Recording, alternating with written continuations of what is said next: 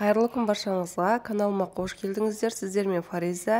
Бүгін сіздерге қайнатпа сорпаның рецептімен бөлісемін. Видеоны өткізбей соңына дейін қараңыз. Бізге сорпаға керек заттар: мен көкөністерді алдын ала ашып, жуып, турап дайындап қойдым. Осылай бізде сәбіз, картошка, болгарский, пияз және де помидор керек болады. Сосын еттен менде қойдың еті, сосын құйрық май. Сіздерде сиыр немесе жылқының еті болса да болады. Ең алдымен қазанға суымызды қойып, артынан жуып турап алған етімізді саламыз, сосын құйрықты саламыз. Немесе сіздер бірінші қазанға етті, құйрықты салып, үстінен суды құйсаңыздар да болады. Сосын қазанның қақпағын жауып, газды жоғары қоямыз, қайнағанға дейін қарап тұрамыз.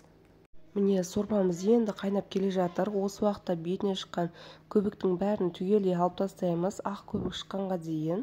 Осылай барлығын тазалап аламыз. Қатты қайнап кетпесін, қайнап кетсе көбік араласып кетеді. Міне көбігінде алып алдық. Енді барлық көкөністерімізді саламыз. Бұл жерде тек картошканы салмаймыз. Картошканы соңына қарай саламыз. Себебі картошка тез пісем дегенше ол езіліп кетуі мүмкін. Барлық көкөністерді салып аламыз. Сосын үстінен бір болгар бұрышын саламыз, және де 2 чайна ложка тұз салып аламыз. Егер еттеріңіз тұз алған болса, тұз салмайсыздар. Ары қарай тағы да тұзын көресіздер.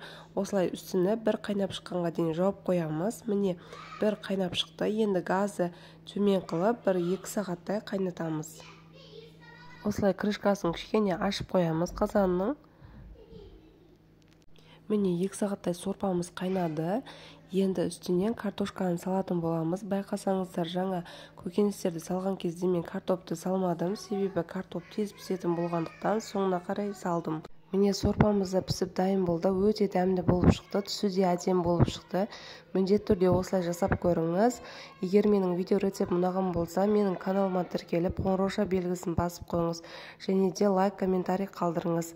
Қош, сау болыңыздар.